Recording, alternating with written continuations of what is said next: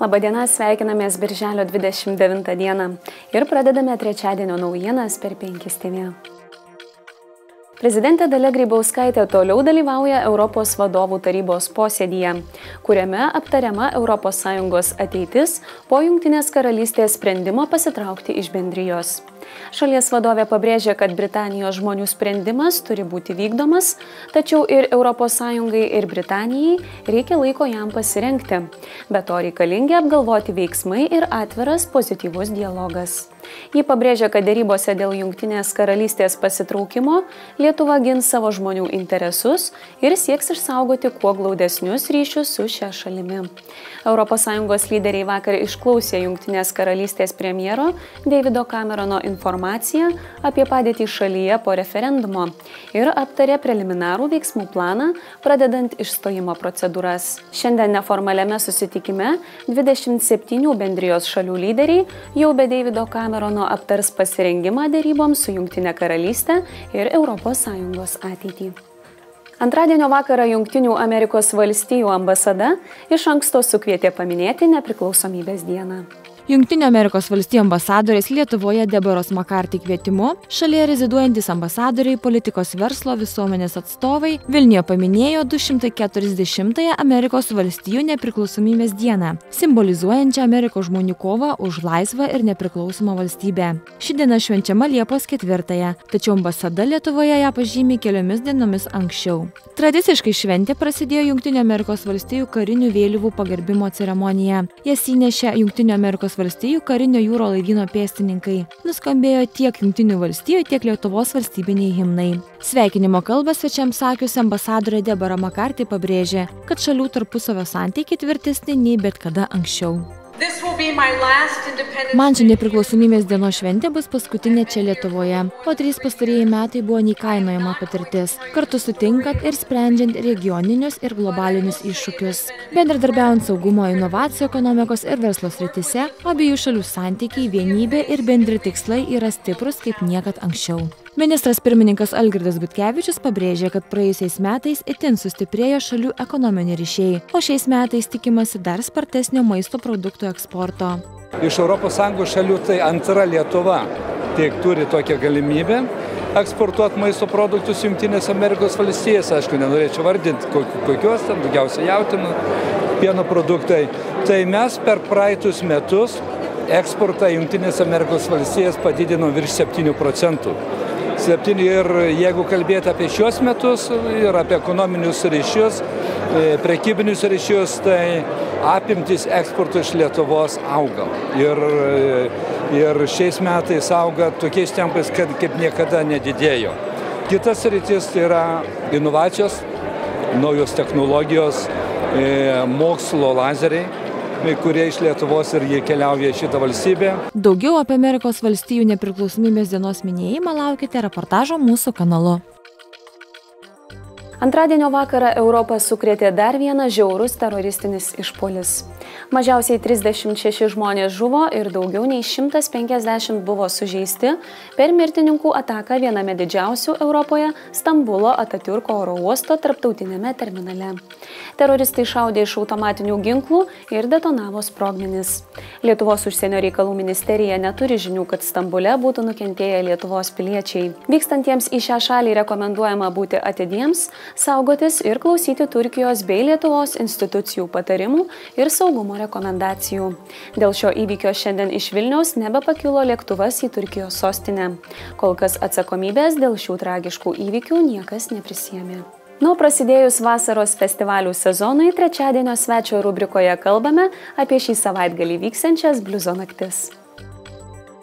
Šį savaitgalį Liepos 1-2 dienomis tradiciškai Varniuose įvyks festivalis Bliuzo naktys.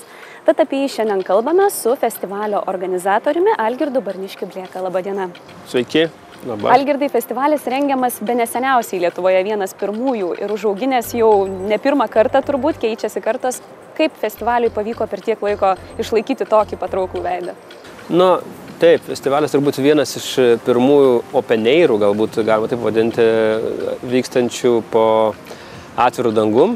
gamtoje ir iš principo kaip bliuzo muzikos festivalis tai turbūt fenomenas, nes, nežinau, Pabaltijos šalyse, gal netgi Europoje, tokio kaip open air, tokio didumo nelabai yra, nes yra tikrai daug labai bliuzo festivalių Europoje, bet visi jie pagrindė vyksta galbūt miestuose, kur pajungia daug klubų, arba miesto erdves, arba pilyse kokios nors dar taip, o kad toks kaip open air festivalis bliuzo, tai tikrai, jeigu ne vienintelis, tai tikrai vienas iš nedaugelio. O kaip jis tiesiog taip augo, turi 24 metų jau savo amžių. Pirmieji festivaliai, aišku, buvo visiškai kitokie ir aš netgi nebuvau tas organizatorius iš pirmosios festivaliuose, ten buvo mano kolegos iš Varnių, bet jisai per 24 metus visiškai pasikeitė ir užaugo iki tokio didelio festivalio, turbūt dėl to, kad ne vien tik dėl to, kad jisai pirmas, bet dėl to, kad atmosfera tame festivalyje yra kažkas tokio magiško, nežinau, galima jį pavadinti turbūt lietuviškų Woodstocku. Jau atvažiuoja tie, kuriems neįdomu pyktis. Galima taip pasakyti. Tai dėl to, galbūt jisai dėl to ir užaugo iš to savo, pati publika užaugino tą festivalį, galima sakyti taip. O tas lankytojas jau užaugęs kartu su festivaliu ar daugiau naujų? Lankytojas, šiaip festivalis, galima sakyti, šiek tiek jaunėja, nes jau 60-mečiai tikrai nepatogu gyventi palapiniai, bet jeigu tai prisiminant nuo pirmųjų, kiek dabar tik tai vakar gavau žinutę Facebook'e prie vieno posto, kad vienas iš mano pažįstamų renginių organizatorių, kuriam ten metų jau nežinau, gal vyresnis už mane, bet jis rašo, o mano dukra tenais savanoriauja tame festivalė. Tai tas festivalis kaip ir keičia kartos jį. Netgi, nežinau, gal negimsta vaikai, bet kas žino. Kokios naujovės laukia šiemet, kokia programa, kas dalyvauja? Naujovės tikrai šiais metais bus daug įdomių dalykų, kadangi, kaip ir minėjau, pirmas festivalis buvo labai mažas ir vyko tokioje tradicinėje Pašiūrėje, tai šiemet tokia mintis, noras atgaivinti, pasiruošti 25-mečiui, nes kadangi 24 metai šiemet, kitais metais bus 25, atgaivinti, atgaminti pirmą sceną festivalio ir tai bus naujovė, kad šeštadienį veiks antra ir tiksliau pirmoji bliuzo naktų scena, kurioje vyko visos bliuzo naktys pirmosios ir ta atmosfera ir tas visas vaibas. Toj scenoje tikrai manau, kad bus išlaikytas, nors tenais gros daugiau atlikėjai, galbūt irgi jaunesnės kartos, bet tikrai gan žinomi vardai. Paminėsit gal kelis iš jų? Tai bus kaip ir Arklio gale, viena iš tokių abudu, po to galbūt toks kolektyvas daugiau ne bliuznis Yaman-V, bet jisai jau pas mus turbūt 9 metai groja ir jis puikiai labai subendrauja su publika ir užveda publiką, tiesiog muzikoje dalyvauja ne muzikantai, o visi žmonės, jis taip užfreestylina, galima sakyti, tai galbūt čia daugiau tas bliuzas irgi keičiasi, ne vien tik tai tradicinis bliuzas bliuzo naktyse, bet įvairovė yra ir bliuzas įgauna naujų, nežinau, prieskonių, naujų garsų ir muzika tampa dar įdomesnė. Dar dėl muzikinių dar nepaminėjau, galbūt vis tiek pagrindinė scena yra pagrindinė scena, kuri veiks abidvi festivalio dienas, vakarus, paras. Aišku, toje scenoje gros pagrindiniai vardai festivalio, tikrai žinomi vardai, vienas iš jų netgi 2 kartus nominuotas jau kaip ir Grammy apdovanojimams atlikėjas. Earl Thomas tikrai manau, kad parodys, pamuzikuos įspūdingai ir tikrai užburs visus.